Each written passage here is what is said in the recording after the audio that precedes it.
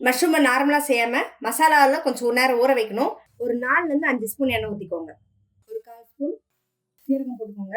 பெருசாக நறுக்கி வச்சிருந்தோம் வெங்காயம் அதை ஆட் பண்ணிக்கலாம். இல்லை நீங்கள் சின்ன வெங்காயம் வேணும்னா சின்ன வெங்காயமே ஆட் பண்ணிக்கலாம். எடுத்து வச்சிருந்த கருவேப்பிலையே அதையும் வந்து அப்படியே கிள்ளி போட்டுக்கோங்க. வெங்காயம் வதங்கிடுச்சு. இப்போ இந்த ஸ்டேஜில் நம்ம நறுக்கி வச்சிருக்கிற தக்காளியை ஆட் பண்ணிடலாம். இப்போ இது கூட இஞ்சி பூண்டு பேஸ்ட் ஆட் பண்ணிக்கோங்க. தனி மிளகாத்தூள் கொஞ்சமாக ஆட் பண்ணுறேன். கொஞ்சம் மஞ்சள்தூள், கொஞ்சம் தனியாத்தூள், கரம் மசாலா. இதெல்லாம் அப்படியே வதங்கிடுச்சு. ஒரு 2 நிமிஷம் வதக்க விடுங்க. அந்த எண்ணெய் அப்படியே லைட்டாக பிரியட்டும். நம்ம மசாலா போட்டு ஊற வச்சிருக்கோம் இல்லைங்களா மஷ்ரூமை, அதை இதில் ஆட் பண்ணிக்கலாம். ஸோ இதில் வந்து எந்த காரணம் கூட தண்ணியும் எதுவுமே ஆட் பண்ணாதீங்க. ஏன்னா மஷ்ரூம்லேயே வந்து நல்லாவே தண்ணி இதாகும், ஊஸ் அவுட் ஆகும். நம்மளுடைய மஷ்ரூம் சூப்பராக ரெடி ஆயிடுச்சுங்க. மஷ்ரூம் தொக்கு பார்த்தீங்கன்னாவே நல்லா அப்படி கலர்ஃபுல்லாக மஷ்ரூம் அப்படியே நல்லா ஃபுல்லாக கோட் ஆகி வந்து சூப்பராக இருக்குது.